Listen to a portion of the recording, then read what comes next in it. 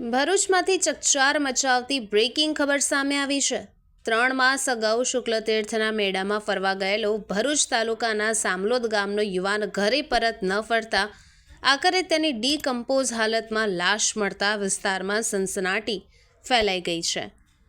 ભરૂચ તાલુકાના સામલોદ ગામનો રહેવાસી રાકેશ સોલંકી 3 મહિના અગાઉ શુક્લતીર્થના મેળામાં ફરવા ગયો હતો, પરંતુ ત્યારબાદ તે ઘરે પરત ફર્યો ન હતો।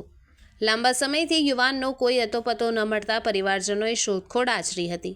આ દરમિયાન ભરૂચ તાલુકાના કવિઠા અને દભાલી ગામની વચ્ચે આવેલી કેનાલમાંથી એક ડીકમ્પોઝ હાલતમાં મૃતદેહ મળી આવતા ચકચાર મચી જવા પામી હતી।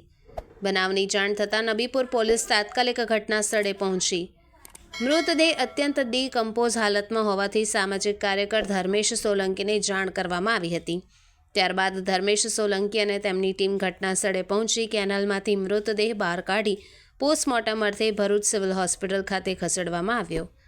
મળેલ મૃતદેહ સામલોદ ગામના ગુમ થયેલા રાકેશ સોલંકીનું હોવાનું પ્રાથમિક રીતે સામે આવ્યું છે।